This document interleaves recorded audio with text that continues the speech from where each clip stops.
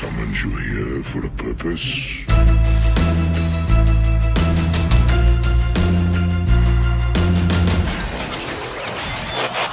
TransformYourGame.net. Welcome one, welcome all, and welcome back to the 11th episode of the Transform Your Game podcast. I'm the host and moderator here today, Richard. I brought some competitively minded friends of mine along with me for the ride, though. If you've been listening here before, you ought to know them well by now. However, I think it's as good a time as any for an introduction. So say hi to the folks at home, Kent. What is a man? A miserable little pile of secrets. But enough talk. Have at you! Kai. Do you dream of death? And Joel. Hey there. Kent, your intro is getting so long every time as we go on. I'm going to recite War and Peace by episode Oh, 100. Oh my gosh. Well, today we'll be following suit from our last 2 weeks of episodes with our competitive focus discussions. If any of you out there listening didn't get a chance to listen to our first Roundtable episode, we did a kind of discussion-style format about some potentially very impactful characters from the set, Wave 5, as a post-mortem for the full spoiler coming out. Last week, we went forward from that with a roundtable discussion about some of the battle cards we believe are going to be impactful in the upcoming Wave 5 metagame for the Transformers TCG. We went through one each of the cards we wanted to talk about in terms of its potential impact on the competitive scene. This episode, we each have another battle card we wanted to talk about. Now, I think this set is powerful and deep. Strategically, I think there's a lot of uniquely powerful cards in it. Between today's episode and last week's, we will not have covered every significant addition to the card pool from this wave. But you can expect us to switch up the format in the coming weeks in order to explore what the best vehicle for information is for you, our listeners. So please, give us any feedback all of you have on that matter if you get the chance. Also, by the time this episode will have been released, we'll actually be less than a month away from May 29th, the official release date for Wave 5, Titan Masters Attack. I'm so excited. I can't wait to get my hands on the actual cards and throw some support the way of my local game store. What about y'all? Woo woo! Absolutely. Yeah. Yeah. Kai, you've been actually printing your proxies though. It's not like Kent and me just taking Sharpie to those little pack inserts. I actually haven't been printing any proxies lately, not since the whole lockdown thing, but... You need 3 play sets of proxy belligerents, right? Dude, I need to print a whirl. No, but since we are planning to do live streams eventually, I will get down to that very soon, but yeah, I just need to get a webcam first, or a thing for my phone. Yeah, one of those. I think you just get like a clamp at like Home Depot or something and set it up. Jerry rig it. You laugh, but I'm dead serious.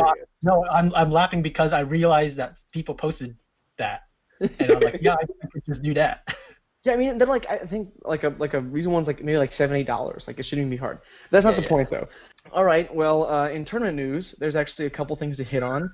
I know that our fellow content creators up at VectorSigma.info are hosting a Wave 5 webcam tourney here real soon. I think this is starting on May 4th. It's only been spots in the tournament have only been available to members of their Patreon, but it should provide some awesome content for those of you who are starving to watch people play. Matches with new cards, competitive mindset. I was lucky enough to get a slot in the tournament, and I think, Kent, you're an alternate right now, right? I believe so, because by the time I knew about it, and I sent a message to Dan, and he was like, yeah, I think we're full, but, if anyone drops, I'll let you know. I'm actually very, very much in support of what they're doing. They're offering incredible prizes, actually, for it, and I hope that this is a testing ground for something bigger in the future, playing games through webcams and larger scale tournaments that way. It would take time to get to that point, obviously, but it's really cool to be able to play something with the physical cards and interact with another human being and still be able to do it during a lockdown. Yeah, I think it's kind of a proof of concept thing. I guess that's what I'm kind of gleaning from the context. But I'm excited about it. Hugely in support of it.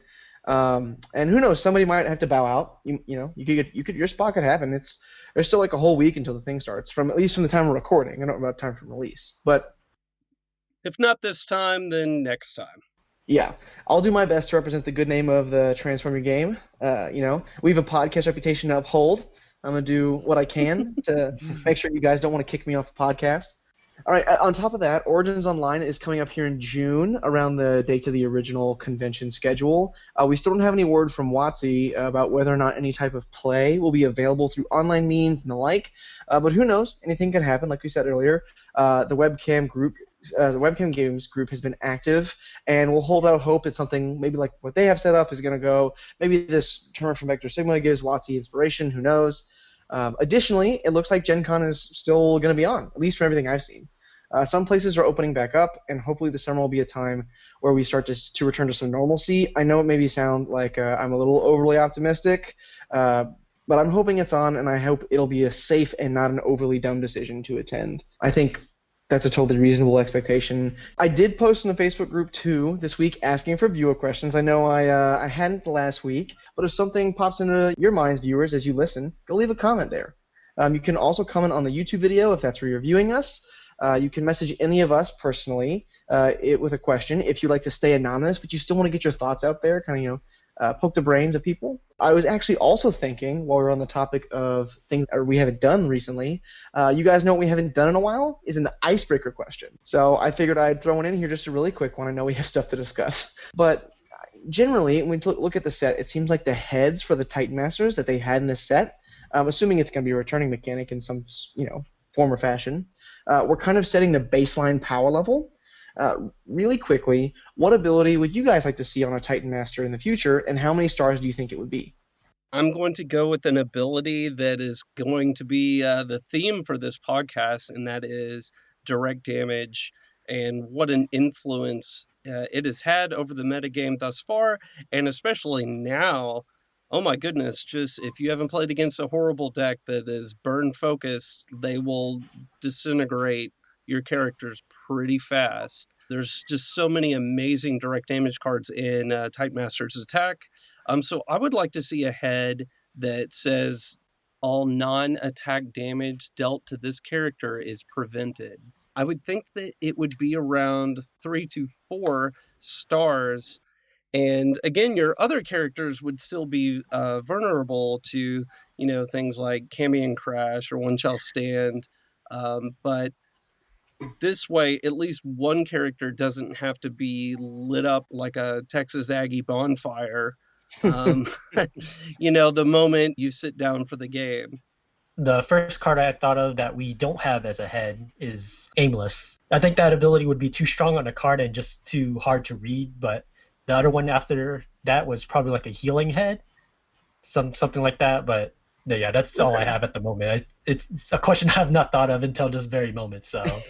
I didn't mean to blindside you, Kai. You are good. You are good. I'm going to kind of go off the reservation and not really answer the question exactly as it was asked, but I would like to see a different body mode for Megatron, as I've lamented earlier in other podcasts, that I would love to have a competitive, relevant Megatron. I think it could still be a leader. It could still be something like 10 stars, and I think it would be very competitive, relevant if it was 10 stars plus whatever head you put on it, and it did something like, because it's a leader, give Bold 2 to all of your other Decepticons, or something like that. Would be a very cool and maybe useful Megatron. Sure. I mean, we kind of saw like some disparity in the power level of the different body modes out there. You have the difference between Horrible or Fangry or Perceptor versus like Mind Wipe, who does very little and has not very much health for a lot of stars. So I can see what you're trying to kind of say, like, and everyone here knows, at least anyone who's listened to the podcast for any measurable length of time, episodes wise. I know all of you guys because I've harped on it so much. I just want good Megatrons in the game. I just want to have an equally good track record with Megatron as Optimus Prime, or maybe just slightly worse. But I haven't been able to find it so far. I would really like to see in the future, if they do, Titan Masters return or whatnot. There's so many other, Headmasters, Titan Masters, they weren't able to fit into this set, and it's a huge set already. Interesting head idea might also be, say, Doomshot and Megatron again, but Doomshot can only go on Megatron, and it makes Megatron super buffed. Ooh. Okay, so almost like a stratagem, but a head. Yeah, kind of like Cerebros in Fortress Maximus. Like, he can only go on Fortress Maximus. That idea.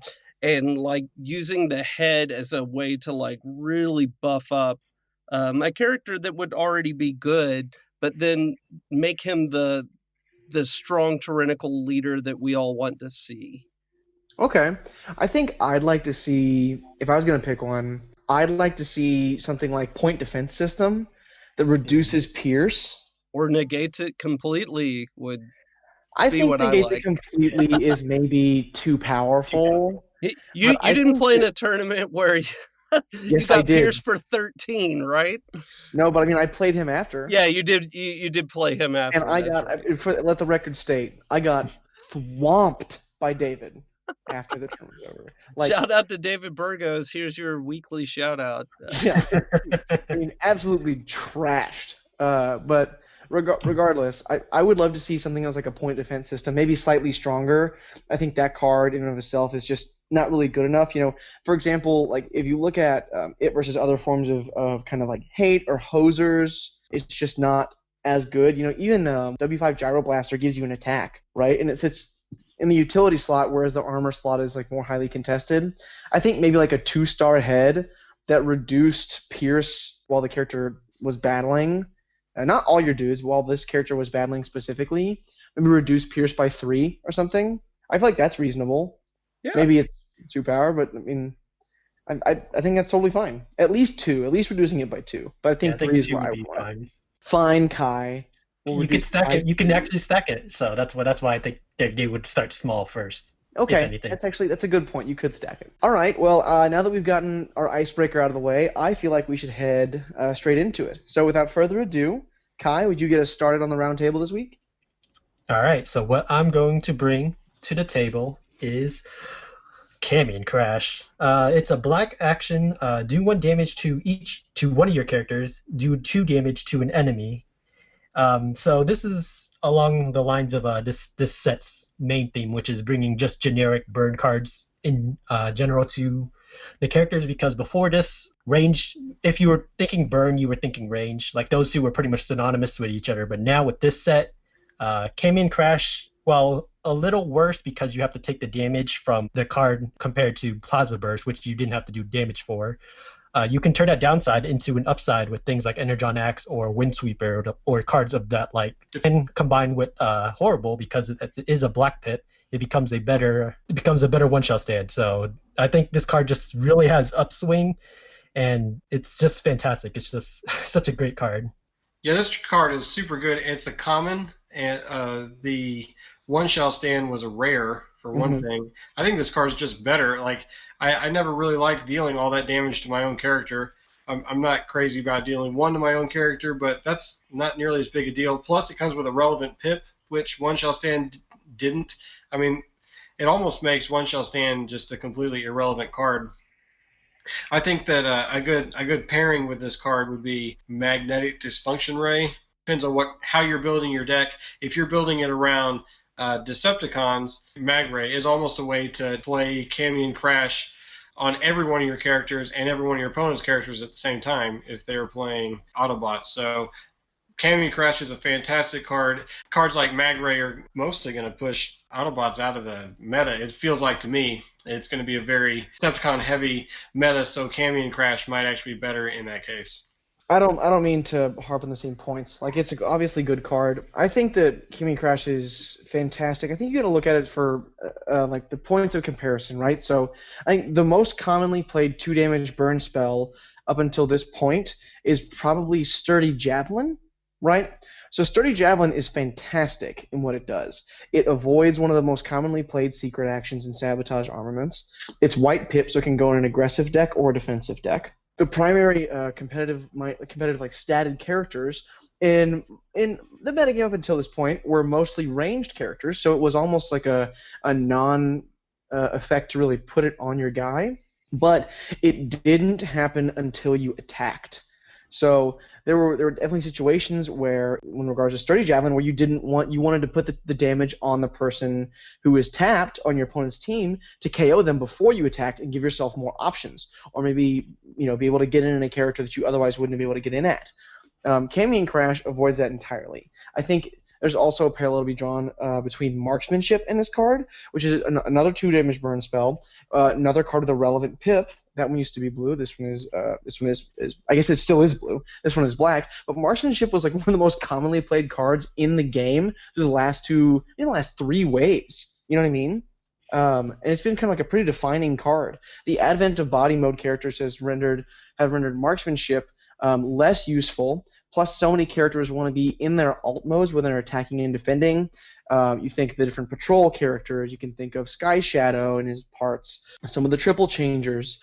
But one of the things that has done is it's kind of left a vacuum for the go-to larger than 1 damage burn spell. You can't Zap just isn't good enough a lot of the time, even on things like Tripwire, which is really awesome. But Cammy and Crash is a huge burst of damage. If you're playing it alongside Horrible, it is literally a better one shall stand, one shall fall. You're taking 2 and you'd be netting 3 damage, which you get to divide where the damage goes on both halves, which is kind of insane. So one of the things that we've talked about before is that Burn has been really powerful, but it hasn't taken over the game as far as a deck archetype because there hasn't been a critical mass of cards that deal direct damage before. Now, in Wave 5, there are several new additions of cards that have relevant pips and do significant amounts of damage when they're cast, on top of the fact that they're not really restriction heavy. So Precision Fire, Cammy and Crash, Mag Ray that we were already talking about, all of those are more than reasonable cards, on top of the already existing damage spells, like Sturdy Javelin was mentioned earlier, even on Hovercraft and certain shells. It carries the most staple kind of like sense to me of cards that we will maybe have talked about. In that I think Cammy and Crash goes in basically every deck, and there's not a lot of cards in the set where I think that's true. But I think Cammy and Crash goes in almost every deck. It's low opportunity cost, and it has a really, really high output. It's damage positive, common. It shouldn't be hard to get a hold of a set. It shouldn't be restrictive price-wise like Marksmanship was there at the end of the last format. Hopefully I didn't steal all your points, Ken. No, it's all good. I think to piggyback off of Kai, with Titan Master's Attack, almost every deck that we are building uses new bots and, of course, new battle cards as well. But the set is so strong and so important to this game that I think it pushes marksmanship out of the meta. And this is the next best replacement. I will gladly pay 1 point of damage for a card that doesn't have some horrible restriction like marksmanship does now. Before it wasn't horrible, but now it kind of is. And the fact that it has a relevant pip, as Joel said. There's so much direct damage that is not restricted to ranged characters anymore. And that's going to be important for the rest of our discussion tonight, too. And I love this card. It's fantastic. I agree also with Richard, where most decks are probably going to want to play 3 copies of this card just because it extends your reach. Oh, I just didn't get that character quite finished off. Well, now he's gone. And you don't have to play range to do that anymore. And that is a significant impact on the metagame that we're going to see moving forward. Also, it works really well with Windsweeper, who I love. And yeah, that's all I got on that one. One of the other things it lets you do in this wave in particular is, because we've talked about how much I love Sky Shadow in the characters roundtable, Cammy and Crash dealing a damage to your Sky Shadow can actually let you combine in certain instances. One of your guys is at 9, you get to deal him a damage with Cammy and Crash, deal 2 damage to an opposing bot, and then you flip, or you'll combine and untap your Sky Shadow, deal 3 damage to an Autobot if they've got an Autobot, and then you'll have another attack. Which is an incredibly powerful sequence and can save your Sky Shadow some damage if your opponent was going to try to kind of to divvy it up between the pieces before they got KO'd. Last week we talked about 4 actions or secret actions. This week we started with an action, but I'm going to talk about the first upgrade.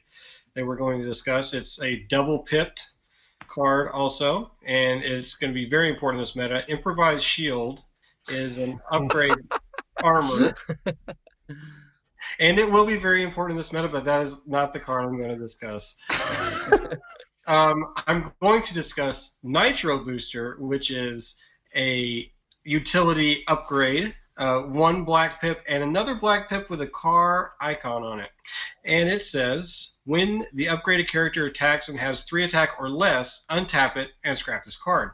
So this card, because of the black pips, goes very well in any kind of deck that's centered around piercing and being black pips like the David Burgos deck, right? And it would go fantastic in that deck because it would untap every one of his guys. Maybe not Barrage. Not Barrage, yeah.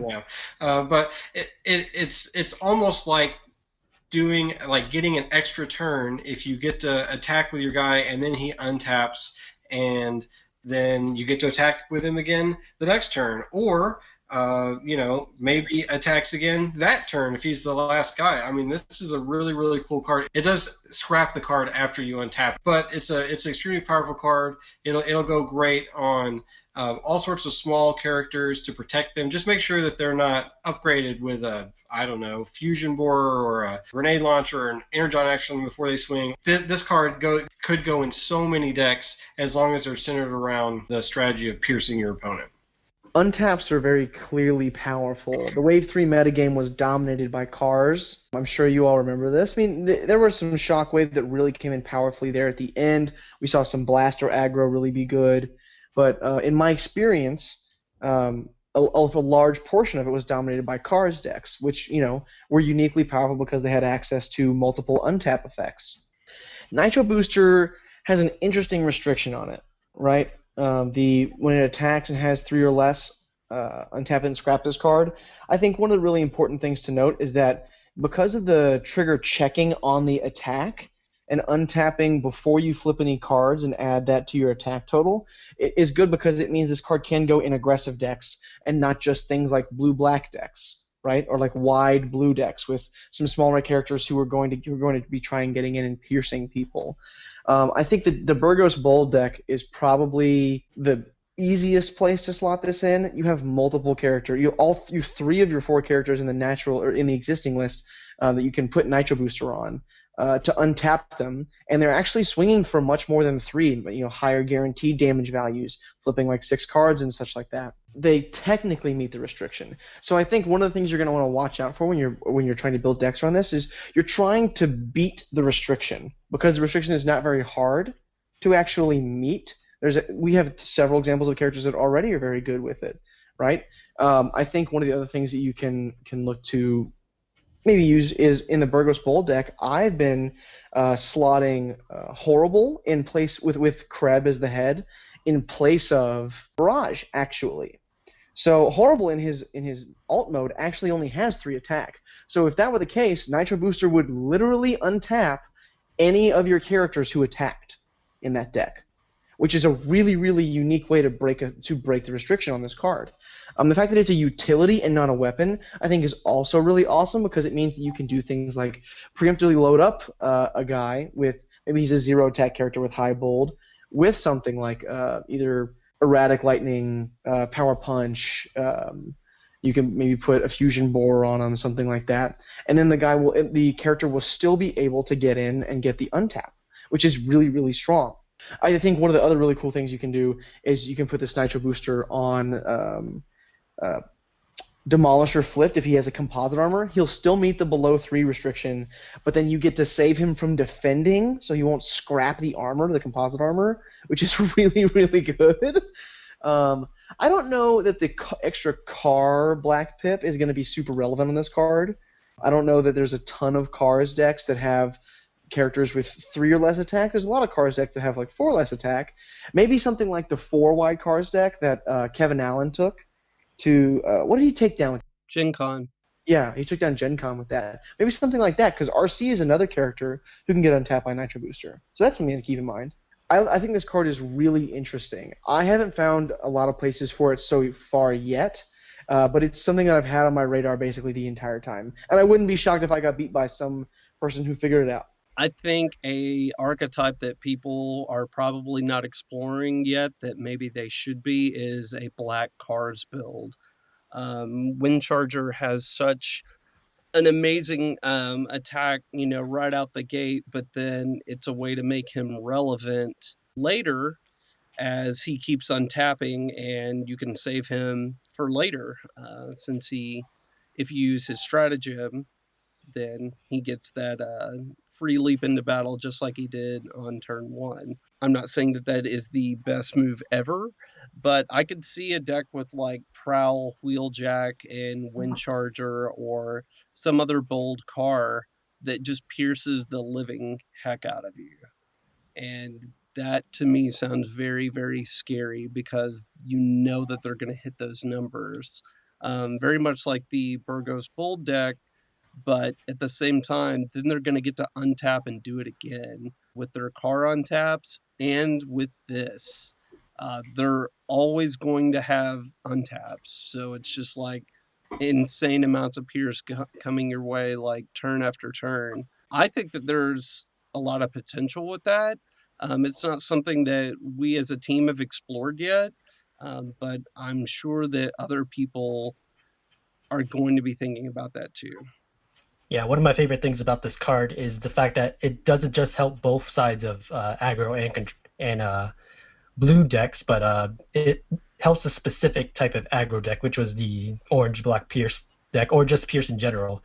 That deck it's been commonly misconcepted that Pierce decks and black decks in general just haven't been strong enough until David Burgos himself showed the Burgos Pierce Orange Madness. I don't remember the name at this point, but I think he called it the Orange-Black Pierce Madness, was I believe what he called it. And it was madness. I've been calling it Burgos Bold because the alliteration is really nice for me. I like that too. But until then, that was like black was just considered a fairly irrelevant color. It was basically compared to a blank for the most part. And now with things like Horrible and that deck, that color is much more powerful than we've given it credit for in the past, and this card just helps amplify it. It helps amplify Lionizer, the Demolisher, to the most proponent of cards of those aggro types, and it helps. There's been a lot of talk of like a blue-black card deck that I've seen popping around lately. It helps those, but yeah, this is such an interestingly unique and powerful card. The restriction, I think, is why it's so good, because it points you to what wants to use it other than the just straight orange cars deck in general. So yeah, I really love this card. I haven't found any way to abuse it yet, but yeah, it's just a matter of time. It's just a matter of time, exactly. One other thing about this card is General Optimus from Wave 3 and Off-Road Patrol blue-black, and like being able to like untap those little guys to get in, for the Piers, and then with new orders. And actually, David Burgos is who showed me that deck. And it was a lot meaner than I thought it would be. When I saw that lineup and he started flipping a few blues and blacks, I was like, okay, whatever. And then it was like, oh, Fusion Boar, and like on defense, he's flipping all this blue, and like, it was kind of a problem.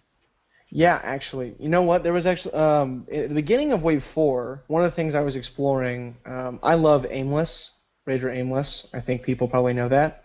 But I was exploring an Off-Road Patrol blue-black deck based around the fact that you would always go second, force people into Aimless 2 times. They'd probably kill him. You'd put him on one of your Off-Road Patrol, and because of Powertrain, the character would always hit the ability on Aimless, because he'd be flipping bold in a blue deck, which lets you keep up damage race-wise, and the fact that you had all these characters who were reasonable attacking with Pierce for basically their entire attack number every single turn when they were on the prowl, meant that you could really put out some damage, and you defended really well against like the other really wide aggro decks, with the exception of sometimes you get beaten by Bugs because Bugs does Bugs things. But that deck showed some progress, and I don't know why I haven't explored it again anytime recently. Probably because Magray is just absolutely devastating. But I wouldn't be shocked if something like that, like a blue-black semi-wide deck, really did come to fruition. I also wouldn't be shocked if this was a major component in that card, in that archetype being successful. Well, here's what I'm bringing to the table today. Sorry, I stole your phrasing, Kai. Take it. It was just really bringing it to the table makes so much sense if we're calling it a round table. You know what I mean? Yep. But the card I'm bringing is Fusion Borer. So Fusion Borer is, I don't remember which cast this was, but I talked about the fact that this was the card that I was surprised by because of the many different cards that I think are uniquely powerful or are powerful in kind of an archetype or macro archetype from Wave 5, Fusion Borer I think has made it into the most lists, just like is looking for a gross count, like a gross number, because it's really kind of generically powerful. There aren't a whole lot of generically powerful cards in this set. I think this is one of them that is, right? So the weapons that have fallen off after their use historically have been incredibly good. Sturdy Javelin gets scrapped after you attack, and it deals 2 damage to anyone you want. Grenade Launcher is the only +4 weapon up until we got Master Sword in this set, right? If you look at Power Punch has been super good as kind of like an ancillary weapon in aggressive shells that where they really, really want to stack on that they're trying to attack with high damage. Maybe they have extra or double orange pips in it or something like that. But Fusion Borer asks very little of you in the same way that Grenade Launcher does, but it gives you quite a bit. Now, it doesn't have the same damage output. It's not a +4, but Pierce 3 +3 means this card is basically just, if you can let it survive through the attack, this card is just a guaranteed Bolt of Lightning that you put on your guy, which is insane. That card's a star card for a reason. 3 damage is a lot of guaranteed damage, And there are several characters where you can put it on where you're just going to end up stacking Pierce, You could do it like something. Maybe you combine your Sky Shadow. You get to put a Fusion Borer on him, deal a damage with a Horrible or something like that, and then Sky Shadow has Pierce 7 before you flip any cards, which is absolutely monstrous. Fusion Borer has gone in any of my blue decks to make sure that my smaller characters, because typically blue decks have defensive blue shells, have one kind of centerpiece guy and then some smaller characters. But Fusion Borer helps turn your smaller characters into relevant attackers. It's not just Energon Axe anymore, and if you get lucky on whether or not they're a Decepticon or a Autobot, based on which type of blaster you have, Fusion Borer is real damage output that you can put in there. And the fact that black pips are getting so much stronger and becoming relevant with cards like Horrible, the Menace, it's just another really strong card that doesn't ask a lot of you, that you can play, and you're not actually giving up much deck building cost-wise to put it in your deck. This is one of the cards I really loved when I was trying to play around with building Windsweeper decks too, because the moving damage plus the Pierce, you just had so much guaranteed damage on each of your attacks. So that's my contention. Blow it up or agree. What do you guys think? Oh, I love this card. It is absolutely fantastic. What you were talking about these disposable weapons. Sound Blaster absolutely loves this card. Just being able to pick it. Oh, I flipped it. Now I'm going to pick it up, put it on Sound Blaster. He's going to attack with it. It's fantastic. That guy loves it. Another thing, like with Javelin and Power Punch, Grenade Launcher, and now Fusion Borer, man, Backup Bag is starting to look like a real card. I'm not kidding about that. It's green. You can just pick it up, and then hey, he's got Fusion Borer again. That's real. That is real. So I'm a big fan of this card. I love the fact that it is guaranteed damage no matter what. I think the black pip is absolutely perfect for it. Some people have discussed having it be another color. Now I think black's just fine for it. It is going to have a significant impact on the metagame. If you see Horrible across the table, expect 3 of these in their deck. Yeah, I really love this card. This card is really good. It compares with one of my favorite cards from Wave 4, which is Opportune Offensive. I haven't found a deck to put both of these cards in yet, but then again, I haven't tried to cassette tape Soundwave in a while, but this is definitely going in there. But I want to talk about this card in the context of just orange decks. A lot of the cards that they're playing in that deck, like if you're just mono orange, you're playing a lot of orange black cards like supercharge or not supercharge, fight for position, magnetic dysfunction ray, and wedge formation. Like those cards are pretty almost in every single orange deck for the most part, and that's a lot of blacks that you're flipping already. So just having it wouldn't be uncommon to just play this and then be swinging for whatever amount you're swinging Pierce 4, to where you're always you're always guaranteeing damage with that type of deck. And I don't think that losing the orange on this card just because you're playing this over something like Erratic Lightning, I think this would be a better choice overall, because just that element of guaranteed damage is probably going to be more relevant when we get to a more blue-focused metagame. But for now, I don't think it'll apply that much, but just keep this in the back of your thoughts if you love playing orange. Just look at your deck and you'll see how many orange blacks you're actually playing. And yeah, this would not be a bad addition in those decks at all. True. Yeah, I don't have a lot to add about this card. It's obviously very powerful. The black pips become even more relevant the more of them that they print, and this is just part of the package of cards that a lot of people were saying the sky is falling and blue is dead, because this card is obviously very anti-defense. It's almost impossible to stop, like Richard was saying with the lightning bolt effect. Having 3 of these in there for 0 stars is extremely powerful. I prefer it to a grenade launcher. Part of the problem with orange decks is they keep running into blue decks that mitigate most of the damage. Well, this says I don't care. It doesn't really matter. The kind of deck that you're going to put this in general doesn't really care what kind of defense your opponent's playing. It's almost equally strong against everything. Yeah, I mean, I think it's certainly more powerful than Power Punch. Would you guys agree with that? Yep. I think they're almost on the same level, I would say. Maybe not in a Fangry deck that's got 9 double oranges, but other than that, yeah. I believe you mean 12 double oranges? That's what I meant, 12. My math. Yeah. I think that's all we have to say on Fusion Boar. I think we're pretty much in agreement on that one, right? Like it goes in mixed pip decks, it goes in blue decks, it goes in a lot of orange decks. Maybe not all of them. Any of them that have any kind of pierce under element to them, I think it's an easy include, and it's just low opportunity cost. Like this card in Cammy and Crash is so low opportunity cost. Which brings us to the last card of the roundtable today. Kent, you're up.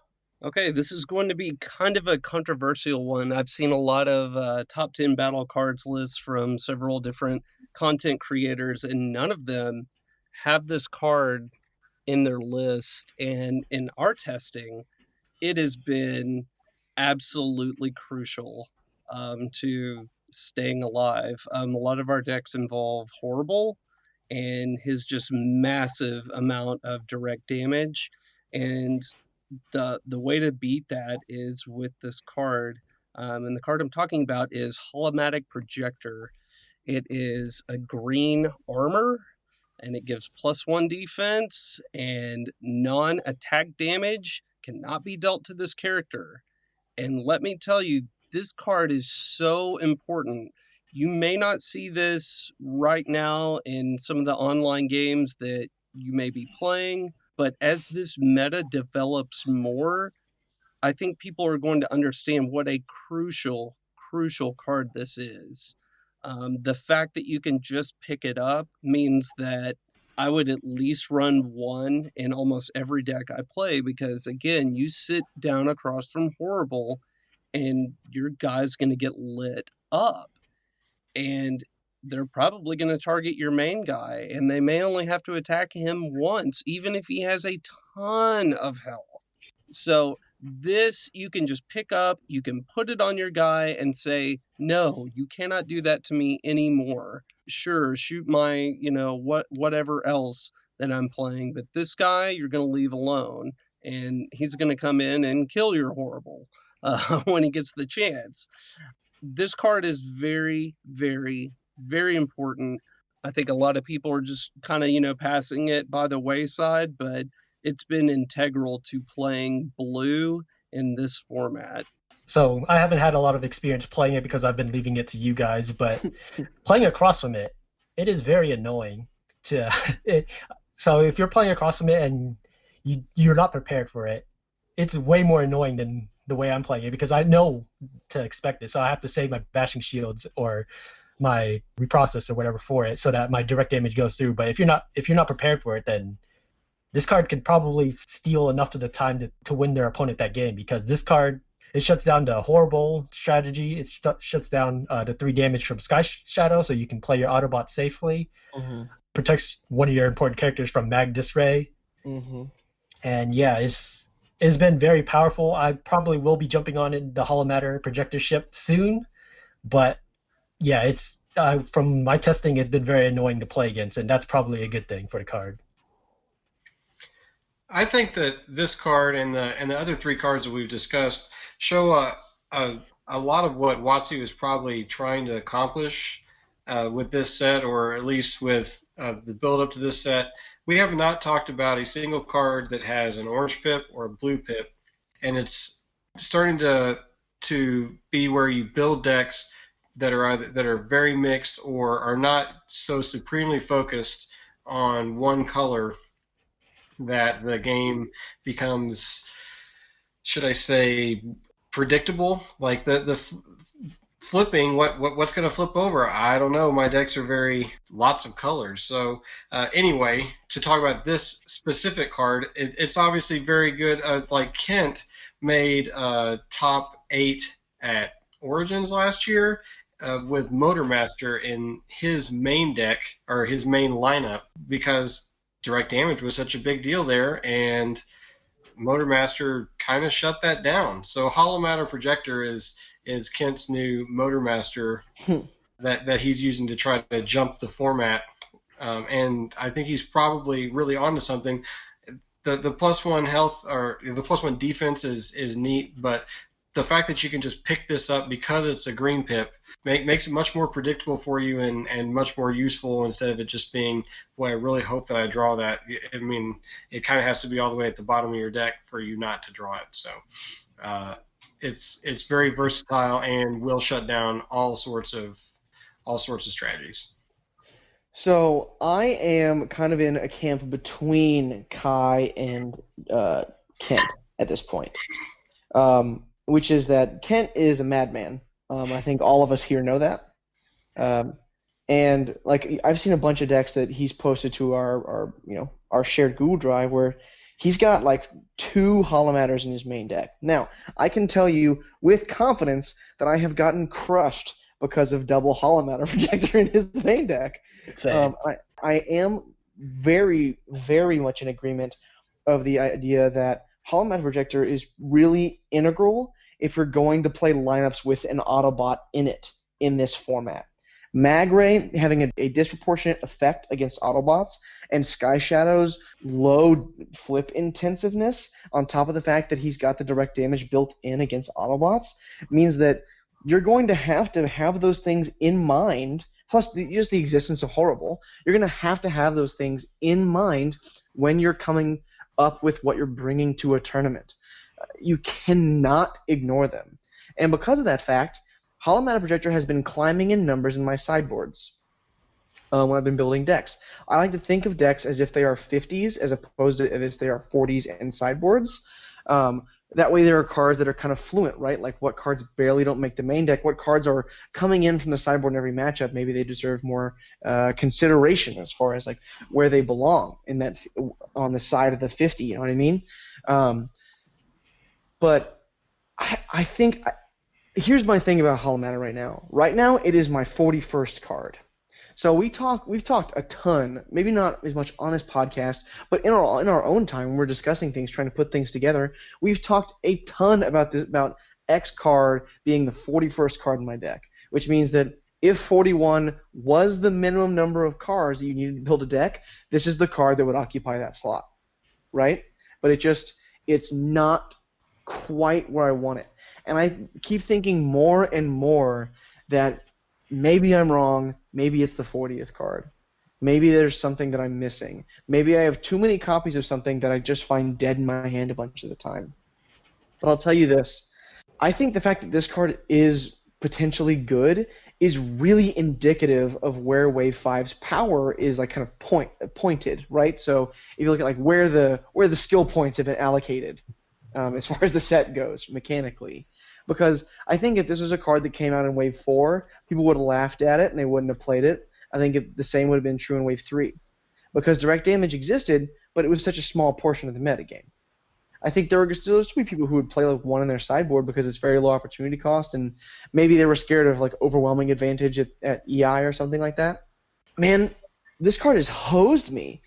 I think one of the other things that we were talking about was, remember during the icebreaker question when I said point defense system not giving you an added defense point was really, really detrimental to it? Holomatic Projector does the thing where it hoses particularly egregious style of deck when it's done en masse, plus it's a green pip, so you get access to it whenever you want, and you don't have to flood your deck with copies of it, and it gives you an added stat benefit. It just hits the mark in so many ways, right? The hosers in Wave 5, part of why they've been so effective is literally because of the fact that so many of them have green pips, which means you don't have to just absolutely butcher your deck to play them. And I think that's one of the things that I really love about this set. And this is one of the cards that I think has most beaten my expectations. And Kent, you were high on it from the start, so good on you. Well, one thing I want to voice my opinion on real quick, too, is I know a lot of people are like, hey, put it in the sideboard, put it in the sideboard. Yeah, I have a third in my sideboard for my blue deck right now. And here's the thing. If you are playing blue, you do not have time to lose game 1 in a big, massive tournament. You might not get to game 3. You might win game 2, but time was called and they had more damage on you. Too bad. That is really important to me, to win game 1. To not go, well, if I face this kind of deck, well, I guess I just lose game 1 and off to game 2 and 3. I'll win those because I'll put in my sideboard cards. Yeah, most of the time that's okay, but I'm more of the type of player that I want all the variables to be accounted for in my main deck, if possible. I mean, obviously you can't jam every sideboard card into a deck. Your deck wouldn't be effective that way. But since this has a green pip and you can just pick it up at will, and it has the stat bonus, I love this card, and I think it's integral to many games that I've won. And if it had been a tournament and we've been playing best 2 out of 3 and all that, it's like, hey, I won game 1, and then I won game 2 also. And I'm the blue player, or if we're playing blue on blue, cool, that's all we had time to play. That's why I think this deserves a main deck spot. So I think that's hilariously a very good segue into our viewer question of the week. I don't know if that was intentional, Kent, but bravo. That was not. But yeah. Looking at the viewer question now on the cast list, it's like, oh yeah. Well, I might as well stop teasing it and actually get to it. We're going to call it there for the roundtable. Like I said, we're probably going to start mixing up the format in the coming weeks. But we do have a viewer question to cover this week, and it did come from the post. I personally love getting to interact with what our viewers have to say, so shout out to you guys. But our question this episode comes from Christian Young, friend of the cast, when we've all met from PPT Dallas. But Christian asked the following. Given the addition of Titan Masters, talking about the heads and bodies, the two-parters, effectively increasing the average character sizes of teams, I've found that matches tend to go longer or cut close to the 50-minute time limit for rounds, and this is even just in testing. Do you think there's a possibility of them increasing the round time from 50 minutes to an hour?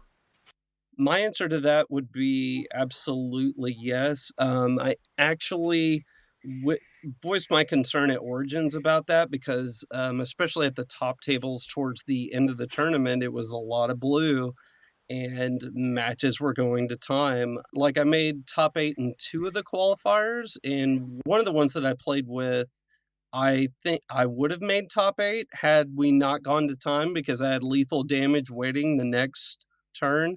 And I know that people are like, oh, just play faster. Cool. Well, it's blue on blue, and sometimes there's a lot of decisions to be made. Sure, you need to play test. You need to know your deck inside and out so you can play within that restriction. And that is a lesson that I learned from going to Origins and going through that process. And I think a lot of other people did too. However, now with Titan Masters, the games are definitely longer just because there's more characters to go through. There's more turns to take. Now you're going to be shuffling your deck more because you're taking more turns too. That takes time. All of these factors kind of add up, and I hope that they increase tournament match games to 60 minutes just for that reason alone. Well, I think that there's zero chance that they're going to change the round lengths. They've been pretty clear that people just need to play faster, and that tournaments are long enough already, and people just need to play faster. I mean, like I know you don't like that being a blue player, but people just need to make their decisions faster. I have played plenty of matches where it goes to time. It doesn't matter what colors you're playing. If people are thinking a really long time about very minor decisions, then it's going to go to time. It doesn't matter how long they make the round. If they make the round 60 minutes, people are going to want it to be 70. If they increase the round length, then that just won't be enough, and people want it to be longer. So I think it needs to remain at 50. And I think that they're going to leave it at 50. I don't think they're going to change that. So is your principle, your position, if you give a mouse a cookie? Yeah, pretty much like that. Yeah. Oh man, what about you, Kai? What do you think? I'm actually in agreement with Joe. I don't think they will increase the time limit. The reason why it feels longer with Titan Masters specifically is because this mechanic is still so new. I remember the first time I was playing against Horrible, which was around the first time we were first testing, and I swung and I killed Horrible and I erased him from my mind. And then this little dumb head comes out, and I'm like, oh, wait a minute. Oh, that's right. And then I lost the game because of that, because I didn't have that foresight. But yeah, Titan Masters is a new mechanic. People are going to be slow to pick up on it, but I don't think that's any real justification for increasing the time, because it's a mechanic that we can get used to and that we should get used to. And the time it actually doesn't make the game longer. It's just there's less wheel turns now, which if you aren't sure what wheel turn means, it means the turn before a reset. So a lot of characters is just going to stay tapped longer, so they're more likely to die. And well, Kai, I think you make some really strong points. I actually think all of you have made some very strong points. Interesting enough, I think you're all kind of hitting on different axes too, which is fun for me because it means I get to do what I always do and take a middle position. You know, So I disagree with the fact that the rounds are just longer, or the games are just longer because of people's lack of familiarity with the mechanic. Because I would say at this point that I am familiar with the mechanic, and I would say that I'm familiar enough that I normally am trying to help my opponent see things, particularly when I'm playing webcam games where things might not be as clear because of quality issues or whatever, right? But even in those instances, I find that the number of turns where I have to think really far ahead and go into what a lot of trading card game players call the tank, or to tank on a decision, right? To go into a think tank. The number of turns that is present in my gameplay has felt like it's really high. Really high. And you're talking to the guy who, at Energon Invitational, I literally played the slowest deck that there has ever been in the game. I had one attacker and his attack was 6, but my opponent could never deal me damage. I went to time one time in round 1, and that was it. But I'm telling you, I play quickly. I know that some people should maybe speed up their play. Maybe some people have some difficulty speeding up their play. But man, my games have been taking so long in this format. Now here's the other thing. I do think that some of it comes from lack of familiarity, but basically, my thesis is that I don't think that a significant enough portion of the added length is from that for you to justify not lengthening the rounds at all, especially when people going to time has already been a prevalent issue at 50. So this is before the introduction of this mechanic. People going to time has already been a problem. Maybe not as much for some people as others, but like in the tournament length at large. So I don't know. I don't know what the appropriate response is. I'm not WotC. I don't have the experience of running, maintaining, and kind of like keeping a card game healthy like they do. And I know that they've been adamant up until this point about not doing something like increasing the round times. I do think that Joel has a strong point in that I think in the future, if more complicated mechanics are introduced to the game, people will probably ask for another extension should they grant one here. By the same token, I'd be lying to you if I told you I didn't think I could use more time in my rounds. So let me say this too. Ever since Origins, I've definitely worked on speeding up my play, and unless I'm unfamiliar with the deck that I'm playing, like it's the first couple of games with playtesting, I do play slow, but to go into what you're saying, you've been playing a blue deck in this format against me playing another blue deck. At this point, we know every card in the other person's deck. We are very familiar with our own deck, very familiar with the matchup, and we still cannot get through 3 games in 50 minutes. No. 0 times. Yeah, 0 times. Hey, I've made top 8 at quite a few big tournaments. You've made top 8 at quite a few big tournaments. You were the number 1 seed going into top 8 at Energon Invitational. We didn't have time constraints problems then.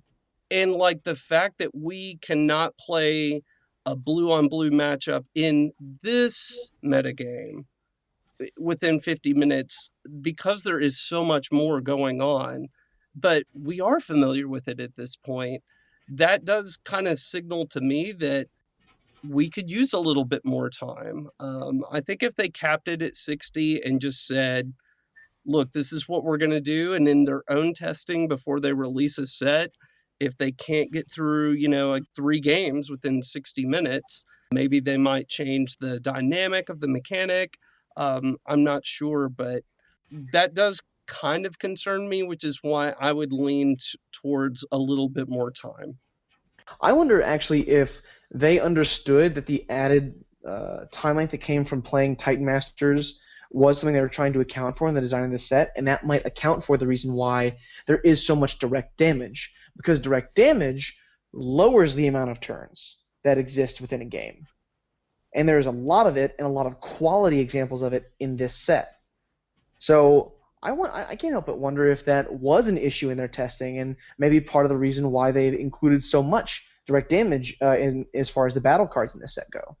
Yeah, this set seems very aggressive with the orange-black and all the black pips. I mean, I think the game is supposed to be a fast-paced robot-on-robot action fighting game. I mean, and they never really intended for games to be you take 1 damage, now it's your turn. I block all of it. I take 0. They didn't. I don't think that's what they actually intended from the beginning. So all the aggression in this set and the 50-minute time limit, I think they want fast-paced battle action. But Joel, I like the I take 0, you take 1 games. Me too. I don't mind those games either. I'm just saying that's not necessarily what they meant when they had intended when they created the game for a tournament format. That's a good point. We don't know what their intention was there, so that's a good point.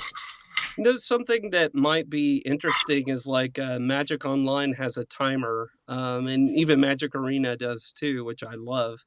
And of course, chess tournaments have timers in live games. That's something I've always wanted to see in live game Magic. Obviously, the cost is pretty prohibitive for the tournament organizers to get one for, every single pair of players. That is something that would be interesting to me. I think that ought to do it. Episode 11 is in the books. We greatly appreciate everybody out there in the ether listening to us, whatever platform you found us on.